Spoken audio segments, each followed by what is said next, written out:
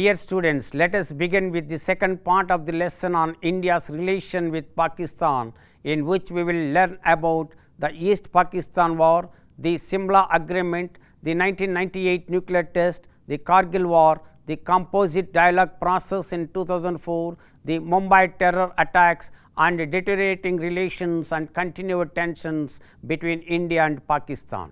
Let us discuss about East Pakistan War. The conflict between East and West Pakistan was driven by political and economic disparities between the two regions. East Pakistan, which had a majority Bengali population, felt marginalized and underrepresented in the central government, where West Pakistan held dominance. In the 1970 general elections, the Awami League, led by Sheikh Mujibur Rahman, achieved a landslide victory in East Pakistan, securing a majority of seats in the National Assembly of Pakistan. Despite this electoral outcome, the central Pakistani government, led by President Yahya Khan and Prime Minister Zulfikar Ali Bhutto, was hesitant to transfer power to Sheikh Mujibur Rahman. Negotiations between the central government and the Awami League failed to resolve the crisis, resulting in a political impasse and escalating tensions between the two wings of Pakistan. On 7th March 1971, Sheikh Mujibur Rahman called for civil disobedience, and on 26th March 1971, he declared the independence of Bangladesh, marking the start of the Bangladesh Liberation War. The conflict in East Pakistan escalated, and the Pakistani military initiated a military crackdown to suppress the Bangladeshi independence movement. India, under Prime Minister Indira Gandhi's leadership, provided support to the Bangladeshi Mukti Bahini and eventually intervened militarily in December 1971, leading to the Third War between India and Pakistan.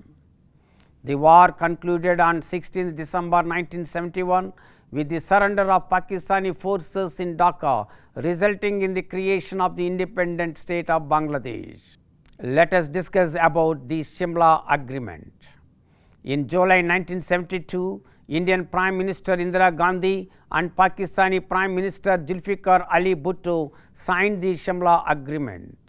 The Simla Agreement aimed to establish peaceful relations between India and Pakistan after the 1971 war and address the issues of prisoners of war and the return of territories. Both countries agreed to settle their differences through bilateral negotiations and peaceful means. They pledged to respect the line of control in Jammu and Kashmir and work towards a peaceful final settlement of the Kashmir issue. The agreement emphasized releasing and repatriating prisoners of war and civilian internees held in each other's custody. Both sides agreed to withdraw their armed forces to their pre-war positions along the international border and to return captured territory. Let us discuss about the 1998 nuclear tests. The nuclear test in 1998 by India and Pakistan in Pokhran and the Chagai Hills respectively marked their entry into the realm of nuclear armed nations, resulting in international sanctions.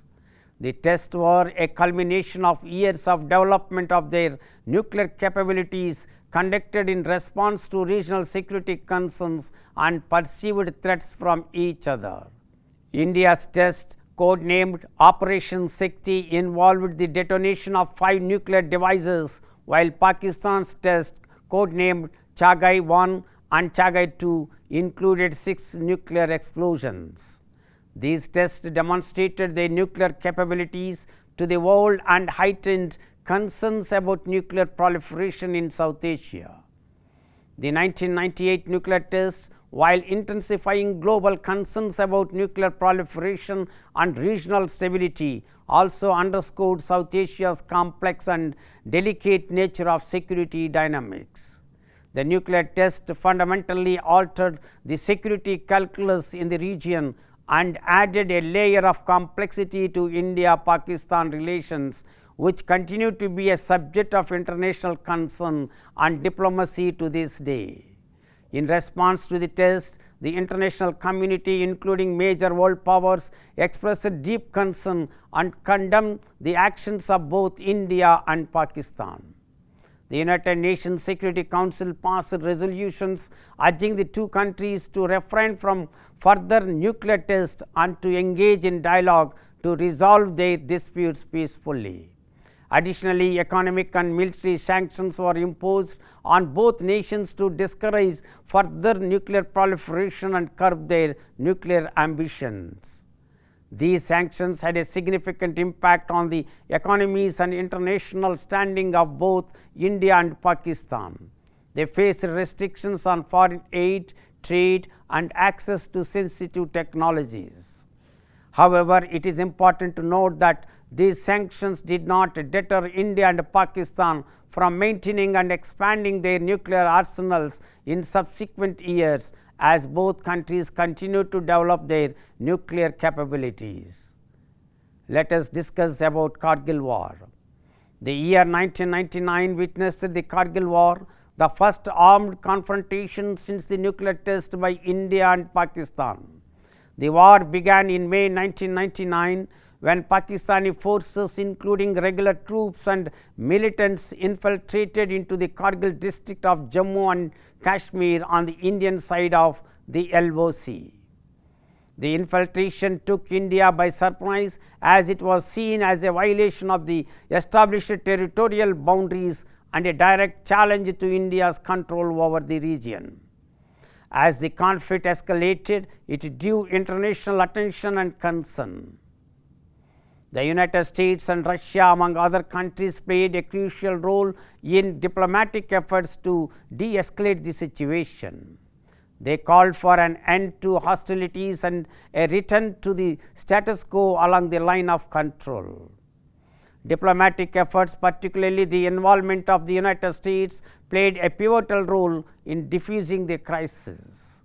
US President Bill Clinton and other world leaders urged both India and Pakistan to exercise restraint and find a peaceful resolution to the conflict. The United States also pressured Pakistan to withdraw its forces from the Kargil region. Under international pressure on the threat from isolation, Pakistan eventually agreed to pull back its troops from the Kargil sector. The conflict officially ended in July 1999 and both sides returned to their previous positions along the line of control. The Kargil War claimed the lives of soldiers from both India and Pakistan. The Kargil War had several lasting implications. It underscored the need for crisis management mechanisms between the two nuclear armed neighbors to prevent such situations from escalating further. It also emphasized the importance of diplomatic channels and international mediation in resolving regional disputes. The conflict left a legacy of mistrust and suspicion between India and Pakistan, contributing to the ongoing challenges in their bilateral relations. Let us discuss about the composite dialogue process held in 2004. In 2004, the leaders of India and Pakistan took significant steps towards reconciliation. Prime Minister Atal Bihari Vajpayee of India and President Pervez Musharraf of Pakistan held direct talks at the 12th South Asian Association for Regional Cooperation Summit in Islamabad. These talks marked the beginning of the composite dialogue process, a structured framework for bilateral meetings involving officials from various government levels, including foreign ministers, foreign secretaries, military officers, border security officials, anti-narcotics officials and nuclear experts. It was a notable attempt to address the complex issues that strained relations between the two countries. Let us discuss about 2008 Mumbai terror attacks and deteriorating relations. In November 2008, India experienced one of the deadliest terrorist attacks in its history. Armed gunmen launched coordinated attacks at several locations in Mumbai, including iconic landmarks like the Taj Mahal Palace and Tower and the Oberoi Trident Hotel.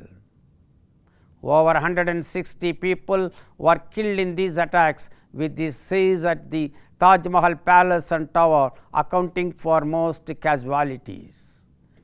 Ajmal Kasab, the lone attacker captured alive, confessed that the attackers were members of the Pakistani-based militant group Lashkar-e-Toyaba, and evidence pointed to the attack being planned and directed from Pakistan. After these attacks, India broke off talks with Pakistan and relations deteriorated significantly.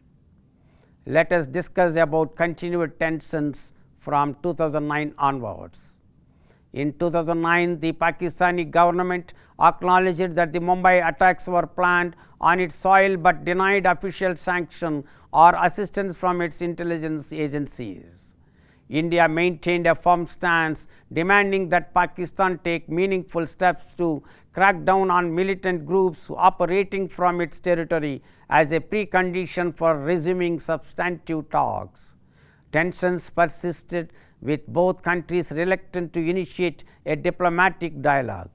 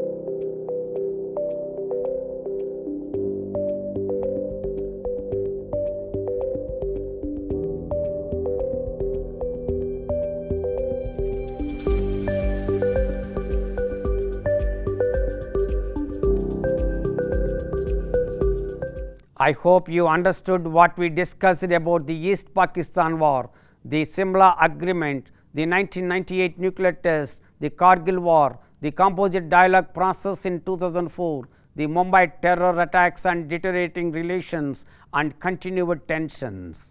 We will discuss about various initiatives in reducing tensions between India and Pakistan and how China is a factor in Indo-Pakistan relations in the next video. Thank you.